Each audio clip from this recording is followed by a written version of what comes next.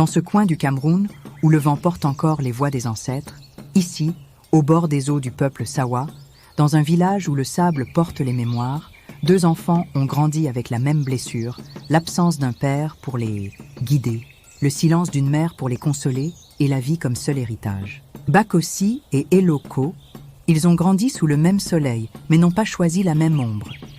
Bakossi a choisi le chemin lent, même pas l'enfant sans nom. Celui où l'on se salit les mains, mais pas l'âme. Celui où l'on prie sans rien voir, mais où l'on croit quand même. Il a choisi de suer, d'attendre, de croire que Dieu n'oublie personne.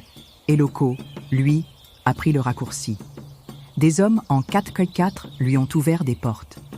Des portes qui ne mènent pas toujours à la lumière. Il a choisi le raccourci.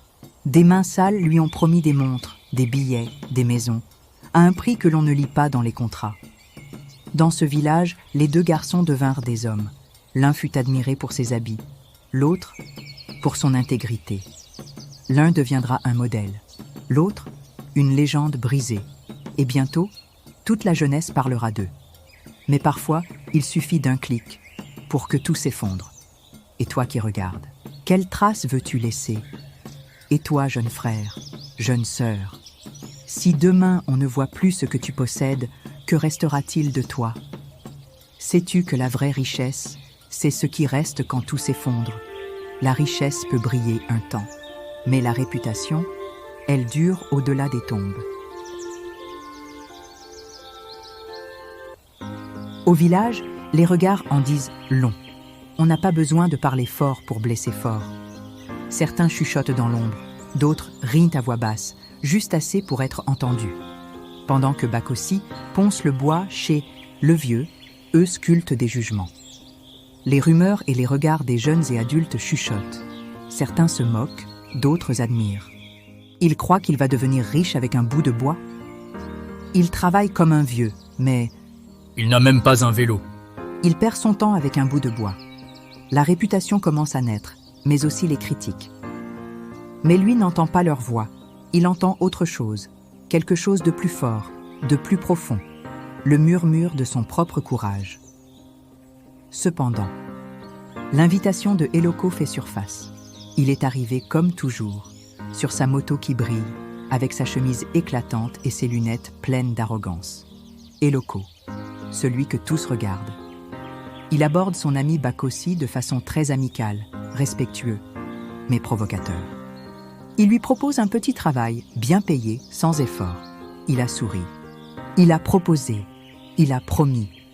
Il insiste et dit Bakossi. C'est un plan rapide, bien payé, discret. Mais Bakossi n'a pas flanché et répond à Eloko de manière ferme. Je préfère transpirer pour quelque chose qui dure. Et quand Eloko a tendu sa main en disant « Je t'offre l'ascenseur », Bakossi a répondu « Je préfère la marche. Je verrai mieux où je vais ». Ce jour-là, Eloko est reparti. Mais il a laissé une étincelle. Et parfois, c'est comme ça que le feu commence. L'ennemi a toujours des propositions qui pourra compromettre notre foi lorsque nous traversons des périodes difficiles.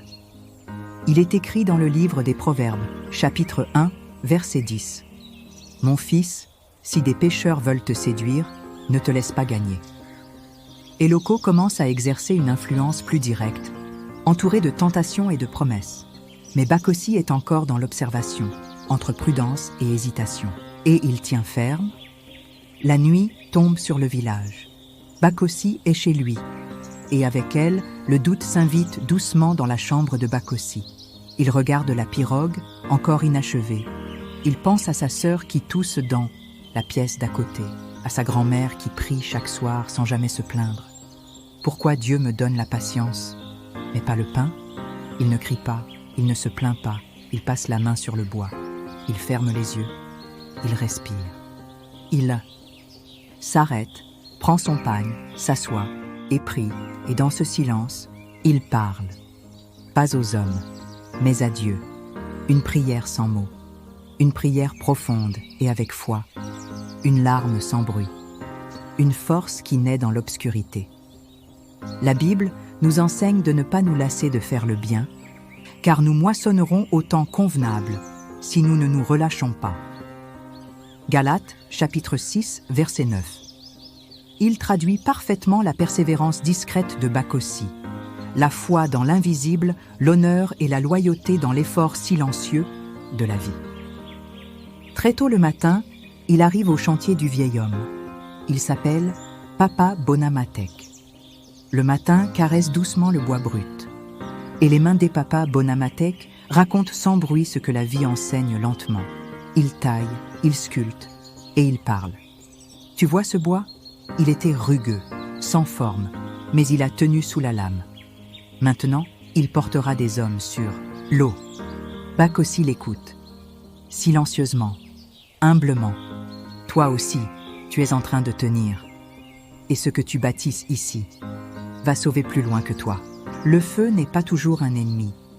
Parfois, c'est lui qui révèle la vraie force. Bakossi est en train de recevoir la sagesse du vieil homme. Une sagesse transmise dans les empreintes du silence. Ceci parle de transformation, de résilience, de transmission intergénérationnelle. Et surtout, la valeur de l'épreuve des circonstances difficiles dans le façonnement intérieur de Bakossi. Il est écrit dans le livre de Ésaïe 48, verset 10. « Je t'ai mis au creuset, mais non. Comme l'argent, je t'ai éprouvé dans la fournaise de l'adversité. » Les épreuves ne sont pas toujours une punition, mais parfois un processus sacré de formation. Comme ce bois brut devenu une pirogue. Comme Bakossi, façonné pour devenir une pirogue humaine afin de porter ce semblable plus loin que lui. Le lendemain, au lever du soleil, pendant que Bakossi continue son travail comme d'habitude. Et pour la deuxième fois, Eloko arrive, mais n'est pas venu seul. Il est venu entouré, sûr de lui, plus bruyant que jamais. Il lui dit « Viens avec nous, Bakossi. Tu veux prouver quoi ? Les autres te suivront. » Bakossi regarde autour de lui, et tout le monde regarde, le village attend, comme s'il fallait qu'il craque.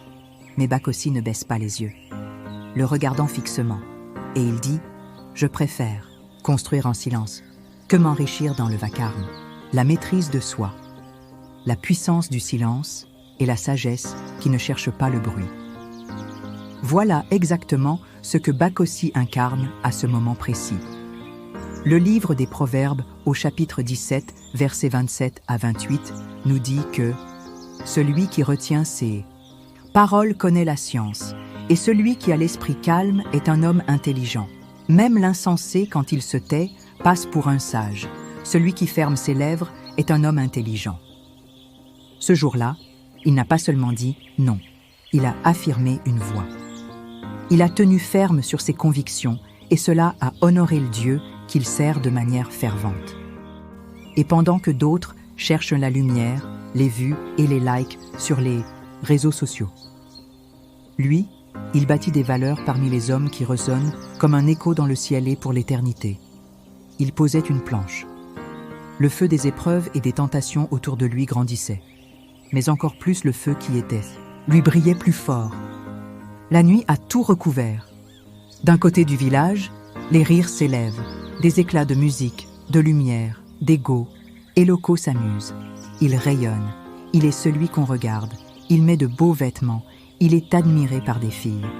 Le champagne coule tous les week-ends avec des amis. Veste bleu nuit, foulard doré, verbe assuré. Tout semble lui réussir. De l'autre côté, rien. Ou presque.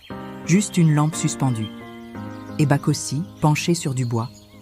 Il ne parle pas. Il travaille. Pas pour impressionner. Pour... Ce soir-là, 2 feux brillaient dans le village, l'un dans le bruit, l'autre dans le silence. Mais seul l'un résistera à la nuit.